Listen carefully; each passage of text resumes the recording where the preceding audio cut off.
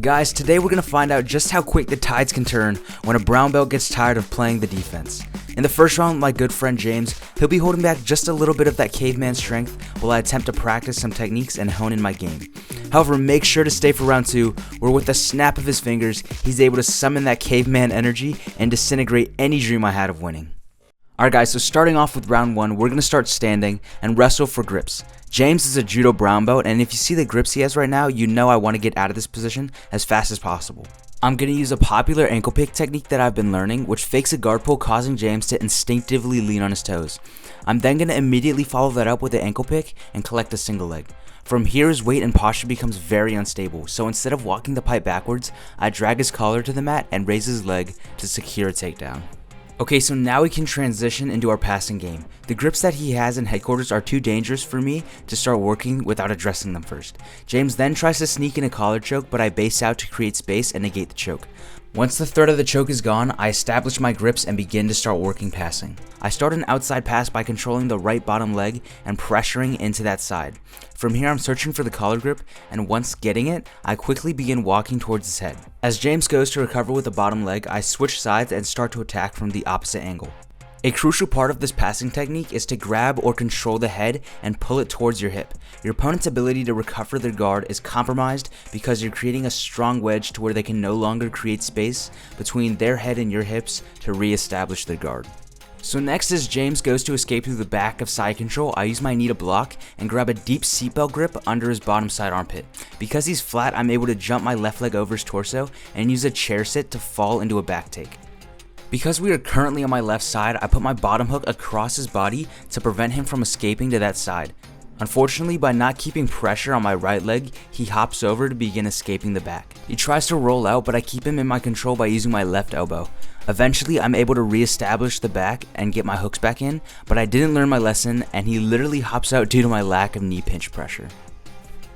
As we re-engage, I set up reverse de la Hiva. However, unknowingly, he starts to set up a toe hold grip. He quickly steps over my hooks and tries to fall down on a toe hold. I make sure to keep my knee outside of his hip line and start to work towards a kiss of the dragon sweep. As he goes to attack the other leg, I boot my foot and transition to a crab ride. I beat him to come up and land in side control.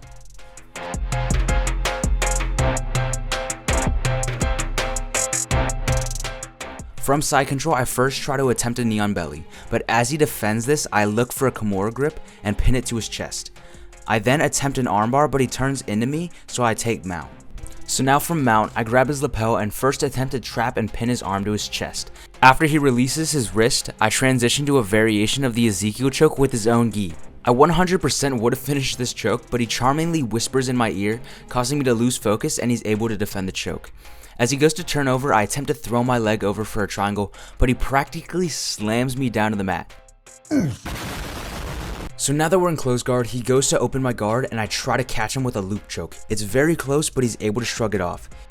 As he goes to break out of close guard, he's going to go for a very sneaky and painful lapel choke.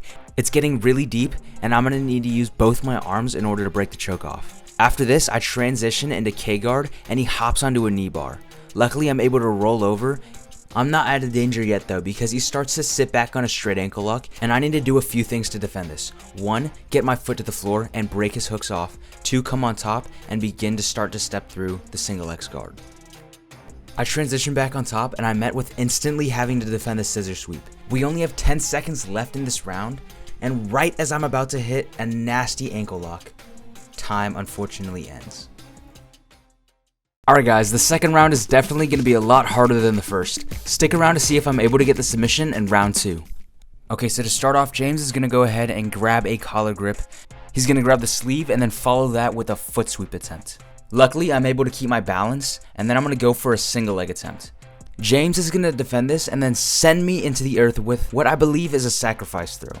Once we land into side control, we're both going to give each other the "that was fucking cool" look, and then keep intense eye contact as he goes to complete an armbar. Once we reset, I come at him with a low sweep single leg attack. Then another one by first faking out the first leg and trying to collect the back leg. Both of them didn't work. Once I realize I'm no wrestler, I pull guard. I transition first into de la Hiva, and James begins to work to pass my guard. So here's a cool interaction that just happened. As I was going to set up De La Riva, James went for a leg drag.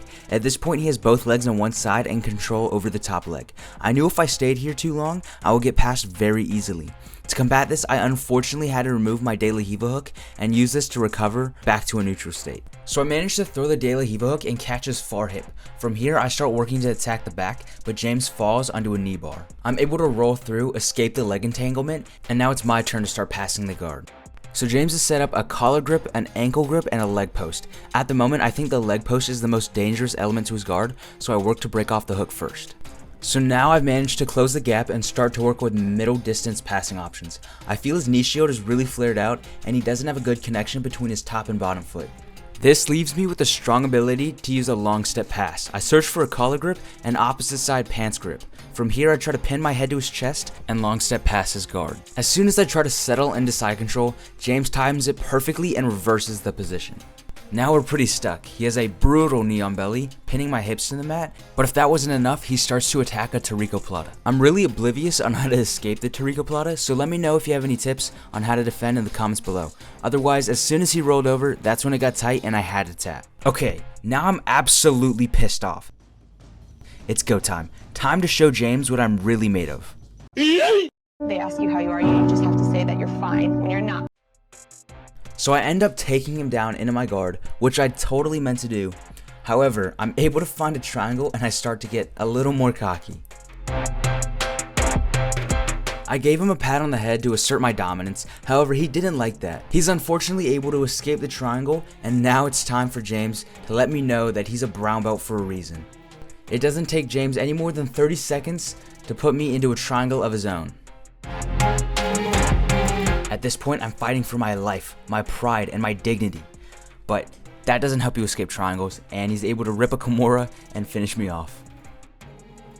Guys, make sure to show James some love in the comments below, even though he did try to toe hold me like 10 times. So in the next video, we'll be going up against an ultra heavy brown belt for up to 6 rounds. I'll be showing you how I deal with bigger and stronger opponents and work to close the gap between me and Thomas. Otherwise, thank you guys so much for watching. Make sure to like and subscribe for more content like this, and I will see you all in the next video.